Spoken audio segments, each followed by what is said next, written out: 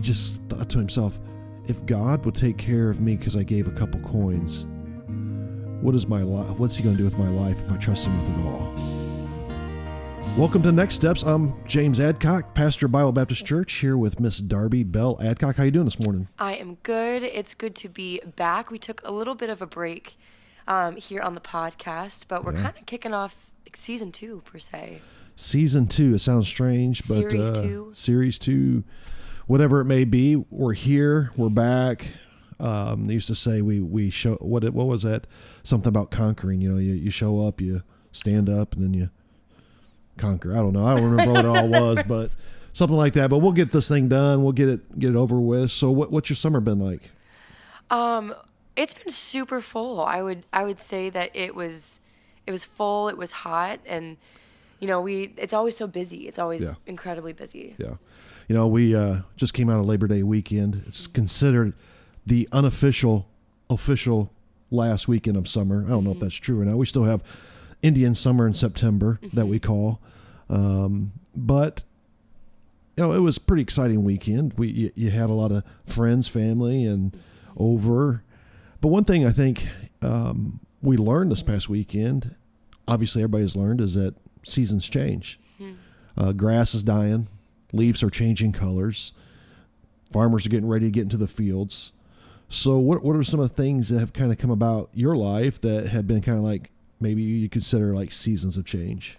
Oh, well, but just before I even answer that, I love Labor Day weekend because I don't know if everyone realized it, but it really does signify change. It really does. Like, we are ending summer. And for me personally, I end up always our family's outside. We're always by the water. And I usually am looking out. I'm like, oh, what a great summer. And then you're prepping yourself to, you know, I think everyone preps. What's that? Endure the cold. Everyone preps themselves. It's like, oh, fall is coming. It's like the leaves. Like, it's such a significant change to go from fun summer to, like, you know, hoodies and beanies and bonfires and cozy. And for me personally, I really turn inward. And funny enough, like, my relationship with the Lord is different even. And sure. not because I have a lack of anything I'm doing or I press in more. It just, I just seem, I feel like I walk a little closer with him. I don't know if I'm like sad on cold days or what. I don't know if people, you know, realize that days are longer in the summer. Oh yeah. Nights are longer as we get into fall, definitely longer in the winter. In the state of Indiana, at least northern Indiana where we're located, we have a vitamin D deficiency when we get into kind of the February, March months. People never believe that, but you have no idea how much you need the sun and how much that it affects your mood. It does. Yeah, and we sit back. The Lord and the sun. Sorry. And we sit back and we think, why isn't my relationship with the Lord as exciting as it was during this season or that season? And everybody's different, like you said. You know, you feel like you get closer during fall, and I don't know I can't know if I can specify which one I am, but it's true. The fact is our lives work differently. We get excited about things differently, and that has a kind of a swing effect upon our relationship with God. Yeah.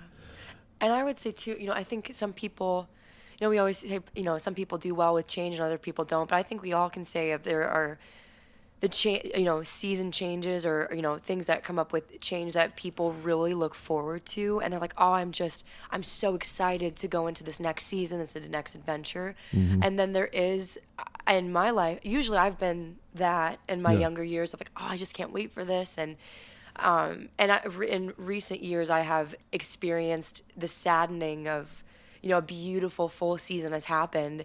And maybe, you know, you've got kids going back to college, people exiting your life, friends, you know, whatever it might be. Yeah. It ends up being a little bit of a mourning process of like, oh, this season is coming to an end, and I am reluctantly looking into this next season because time's going to move me there anyway. You know, Rhonda and I, my wife, we have 3 kids out of the home. We have obviously you and your husband Malachi. We have our daughter Malane and her husband Cade, and then we have Marissa, who's single but lives outside the home in Valparaiso. And obviously Labor Day weekend, and we were able to have lunch together yesterday. But it's kind of a letdown too when everybody leaves, because it's like they have their own homes to go to. Yeah. They have their own agenda. They have, and that's not bad in any kind of way, but it's just like, you remember the days, the season when our home was the agenda. Our home was the place where they came back to. Now they just come for a short amount of time, whether it's at the same time or different times, and then they got to leave. They got, Malachi returned back to work today. Melane's returned back to work. Marissa returned back to work, and we have Clayton as well, and he's in Florida, and he wasn't able to be with us yesterday. But it's always kind of a letdown on it. But it's also, again, you look at it as much as, I would love for them all to be here. At the same time, it's like, but look at how look what God is doing in their lives. Look at how God is bringing things into their life that would never have happened if they didn't make these steps during these seasons. Yeah. And I just think as we talk about that, that's important for us to kind of grasp a hold of. Yes, there's a little bit of a down, like you talked about, maybe even a mourning that takes place, but also there can be this excitement that something new's in the air. And I always find about season changes too, of in that process, there is in that come down, or, as we're talking about the one side of not being excited to go into another season, but even on either one, there is a transition time to the next season. If we're specifically talking about having a hard time or that letdown, there is that sad time of mourning, the like our house was the agenda, or, I could think of my dad that I want to spend so much time with, and I love my husband, but I'm like, my dad was the first man in my life, and I want to, in those seasons, as, whether it's marriage, family changes, whatever it is, there is a process that happens before the new season. Yeah. And I think so many people, I don't want to say they miss it, but they just stay in that awful part of like, they stay in that transition time, and they don't fully get to move into that new season. You know what I mean? We have to find our next step in these seasons, especially the seasons where we're like, I really don't want to see this come. Mm-hmm. Because I find that if we're not in the Word, or we're not praying, or we're not journaling, or we're not doing whatever it is that we need to do to kind of put our spiritual armor on a daily basis, we fall apart. What are some things that maybe you've done in your seasons of change to kind of keep you from falling apart? My biggest thing, I'm such an external processor. Like most people that are talkers, you can tell that they are externally processing stuff, Yeah. But what really helps me in my time with the Lord is just journaling. Like, I know I could be praying to Him in my heart or out loud, but I write my prayers down and essentially have a prayer journal. And it's not just like, dear Lord, please. It's I noticed the trees today, and I'm just really just talking to the Lord. And anytime I write those out, I'm writing down my Lord, my heart's heavy today, but I'm looking forward to meeting up with my friend later. I'm writing that down and filling my heart with the Word, and it really does make a difference of when you are in the Word. Yeah. What about you? What do you do? I journal. Yeah. Obviously, I try to journal every day in the Word. I look at prayer maybe. Sometimes I write out my prayers, but really just been trying to focus on listening. If He's the God of the universe and I'm just one of His created beings, why am I doing 99% of the talking? Yeah. And I know that's different for everybody, but one of the thoughts I had a couple of weeks ago was, we have all these times in the Scripture where Jesus separated Himself from His disciples, even at times, and He found a place to pray, whether it was a garden or whether it was on top of a mountain. But we don't have a lot that's recorded, word-wise. And I just, my question was, is that on purpose? Did Jesus spend a lot of His time listening? Now, I don't know. People may argue one way or the other whether lots of words were shared or very few. But the important thing was Jesus communicated, whatever that looked like, communicated with His Father. And I think that's important for us, that we communicate. Like you talked about the trees and the different things. We're just talking sometimes, especially if we're, like you said, we're trying to get our focus through through our process, and doing is part of that process, that we talk through that. And I think it's just huge that people would see that and say, hey, yeah, it's okay to have these days. It's okay to have these seasons and be able to walk through them. So that brings up the question of, how do we pray through changing seasons when you don't want seasons to change? Our Father, which art in heaven, hallowed be thy name. Thy will be done on earth as it is in heaven. Yeah. When Jesus was asked by his disciples how to pray, those are the first words Jesus said. Mm-hmm. We identify with God's holiness. We identify with God's will. Mm-hmm. What happens when God's will is not my will? Mm-hmm. Well, we come back to Jesus. Not my will be done, but your will be done. Yeah. Now, we can talk about this till we're blue in the face, Darby, but the reality is, when you're in a season you don't want to go into, or you see a season you're coming into, and I see a season I'm coming into, people listening see a season they're coming into and that they don't want to be part of, those words become pretty nonchalant if we don't mean them. And, I was just talking with a friend recently, and, and I'm not saying you're jumping by any means, but that is the truth that we need to get to, that we are at to. And when we go through a hard time, it is of, how do we pray? Lord, your will be done, and surrendering. And there's that, and I was gonna say that there is a process. I think we've all been around people that, you've gone through a really hard time, you've poured your heart out, and people just, they kind of pat you on the back, or I don't mean to downplay that, but they give you a hug and they say, just remember God's good. Or, and I say that in a way that I think we all can say that we've been fed a Bible verse when we really just needed a second. We still need that truth, but sometimes I believe that we can put a Band-Aid so quickly on this mourning process, or somebody goes through a hard time, or I'm having a hard time going through the season, but God's good, and you should just pull yourself up by your bootstraps, and you should know that, and then you should just walk through. And some people can do that. They can do that, but I want to press into a little bit more of the people that have to walk through a process. Yeah. And, I think some people may say, like, well, I'm just not walking with the Lord right now, or I just don't feel very close to him because, I'm just not there right now. Mm-hmm. I'm not there. Thy will be done. And I'm, we've all gone through situations that I think it's so important to walk through the process and be very honest of just being like, you know what? I don't want to pray through this right now, or God, I don't want to trust you right now, or God, maybe I do, I just don't right now. And go ahead. That could be the first step. Yeah. Honesty, transparency. Communicating with the Lord. Yeah, how I actually feel, and people say, well, we shouldn't, live by our feelings. And I get that, but at the same time, there are feelings. Well, we're not, people are like, they jump to like, well, we shouldn't live by our feelings. It's like, but we have them. Yeah. And the Lord says to put our faith in him. And he knows that we have feelings. I struggle with people like when I agree, we should not live by our feelings.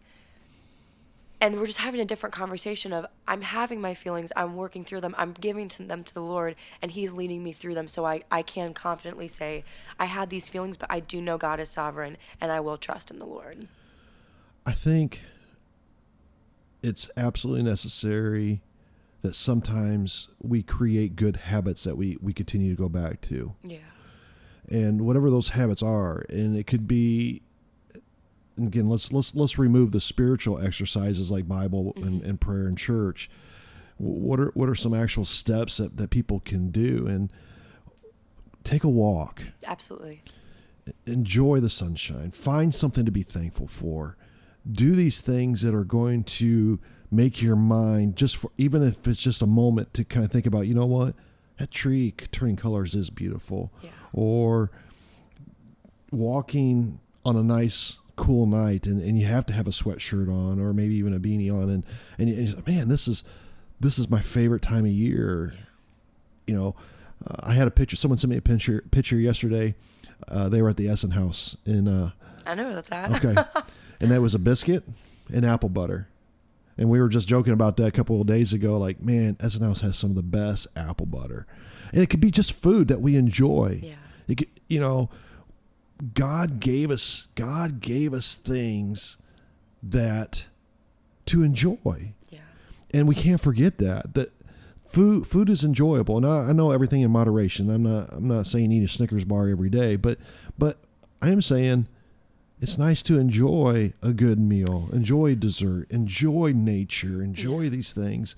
You enjoy going to the beach and you know, the lake. You know, we don't have the ocean beach in Indiana, but the lake, and enjoy that.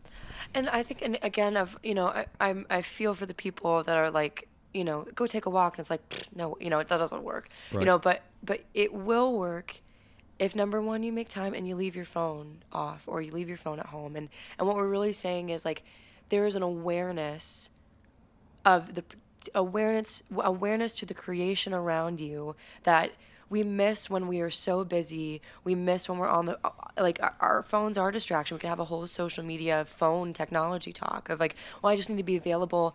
That's, pick a time where you can set your phone aside and go be aware and have the attention. Like, if you go out and you're just walking and you have zero things to distract you, I promise the Lord will be, the creation is all around you. And it's not even tapping back into attention. It is stepping back into the awareness that the Lord made us with. Yeah. So I absolutely agree. And I will ask, so how do we have confident peace in the changing of seasons, whether we are excited or we want to? The touche answer is just trust. The difficult part about that is trusting in the unknown is not always, and for a lot of us.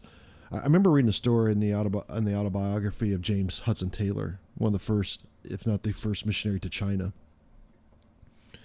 And he only had like 2 coins, and I don't know what the coins were. It was English currency in his pocket, and he went to visit a sick family, and God told him to give his last 2 coins. He said, God, if I give you these coins, then I don't have no money to eat. I don't have no money to do anything. And he really just felt this burden from God to give these coins to this family that had a sick wife and mother, and so they could go buy medicine. And so he did, and he kind of went home, and he was kind of like just like defeated, because even in our obedience, sometimes we're not like always excited. Yeah. And again, we talked about we don't live by feelings, but feelings is actually a part of our life. It's something God gave us. Yeah.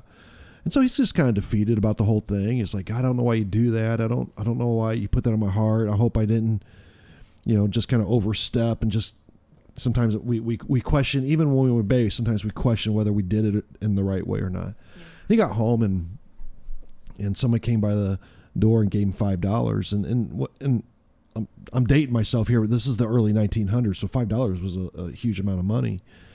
And he just thought to himself, if God would take care of me because I gave a couple coins, what's he going to do with my life if I trust him with it all? Yeah. And that's always stuck with me. And I share that because I say, yes, trust God, but we got to be, trusting God means I'm obedient, even when it sounds crazy. I have not been able to verify this story, so I say this with a little apprehension, but there was a man in church, not our church, but just a church. It was during the time of invitation, and he felt like God told him to do 10 push-ups in the middle of the aisle. He's like, God, nobody does push-ups in church. But he just couldn't get away from it, and so he went and did 10 push-ups. And somebody came forward that day, and they gave their life over to the Lord, and they were asking him, hey, what made you come to the Lord? Something in your life? He's like, no. He said, I said, God, if you're real, somebody would do 10 push-ups in the middle aisle. And again, I don't have verification of this. I don't have like, this happened, this church on this day. That was a scoff. I was like, of course. Like, I'm like, that's always just wild. But I've heard it on several different occasions, so I don't know if it's like the story that the man went fishing and the fish gets bigger and bigger each time he tells it. But that story stuck with me too, because even if that story isn't true, it points to a fact that God uses very strange things to encourage people. Yeah. And if we can just remember that wait, I'm going to trust God. He asked me to do something. I'm going to be obedient to it. And we don't know. We're not always going to have the end in mind. God does. Yeah. But we don't always know that. And someone may come back to us years later and say, you really changed my life when you did this. You're like, what? And, that was 10 years ago. You don't even remember it now. But you change someone's life. Yeah. And that's the power of impact that we've been studying for the life of David for our Smoky Mountains trip with the church. And I always come back to the cave of Adullam. I don't know if David understood the impact he had on these guys' life until they became his mighty men of valor. Mm-hmm. What friend are you going to have? What family member is going to get closer to you because you trusted, because you obeyed? What's the end result going to be, humanly speaking? And think about that, and then take that, magnify that, because God's going to do even more through that. And I just think that's one way that, or a couple ways that we can kind of come into this difficult time and trust. Yes, that's the unique answer, but how do we do that? Well, through obedience and just stepping out into the unknown. I think also to add to that as well of, there and these are, all ideas and just how, we're looking for how to have confident peace in seasons and through obedience. And then even as you were saying obedience, I'm like, if people can have obedience and still have a discontent heart, or they can still have, my mind goes to like, how can I have contentment in the Lord? And that is one of my biggest things. And I jumped to somewhere in Philippians of where Paul's in prison, and the church is praying for him and they're thinking of him, and Paul is saying, thank you so much for praying for me, for thinking of me. But he essentially says, but I don't need God to change my situation, for my hard situation, for me to be content. And he says, I'm not saying this because I'm in need, for I have learned to be content in whatever the circumstances. I know what it is to be in need, and I know what it is to have plenty. I have learned the secret of being content in any and every situation, whether well-fed or hungry, whether living in plenty or in want. I can do this through him who gives me strength. Yeah. And I think like that, my husband just reminded me of that this morning of I have learned the secret of being content. And Paul's writing from prison. I talk about like a season change of, I think through obedience to the Lord and through how do I walk in confident peace through these changing seasons, and how do I place placing, I would say, like you just said, trusting the Lord, obedience to the Lord, and placing my contentment in the Lord. These are some huge next steps, Darby. We speak about it. We're living through them. Mm-hmm. But there are people listening like, man, this is hard. Yeah, this is not simple. It may seem like simple-minded advice, but it's mind-blowing life that we're talking about. And that's why Jesus said, I have not come to give you life. I've come to give you abundant life. Yeah. And I think that's just huge. And so, even as we conclude with these thoughts and different things, I just commend people for even doing what they feel like God would have them to do, because sometimes you need that cheerleader on the side, or sometimes you need the coach on the side, whatever it is. But who and what you need, God brings to us at that moment and gives us what we need. Yeah. And I just say, even just to piggyback off that of just the encouragement of, if you to trust in the Lord, but we talking about changing seasons from summer to fall to winter, we're talking about that, but also the seasons of change, of the heartache and the things that people have walked through. And just to encourage you, if you're not at trusting the Lord right now, if you're like, I know I should, but I'm just not, and I'm just walking away from Jesus, it's just, that doesn't necessarily mean that there's a process, and you can just to encourage again of we all walk through very hard seasons, that it takes us a second to be like, I was discontent in the Lord. I'm angry in my circumstances, but I choose to be content in the Lord. Or God, I don't want to trust you right now. I don't see how you can, but I will work every day through, God, I'm going to walk with you by taking a walk or journaling or whatever it is. And it's going to be a constant surrendering of putting my will down and saying, God, I do trust you above all circumstances. So hopefully this morning is an encouragement to those of you. And if you guys are not at that place, just know that Jesus is walking with you, and he's a patient God. And we're walking with you. I'm Pastor Adcock, and this is Miss Darby Obell. These are your next steps.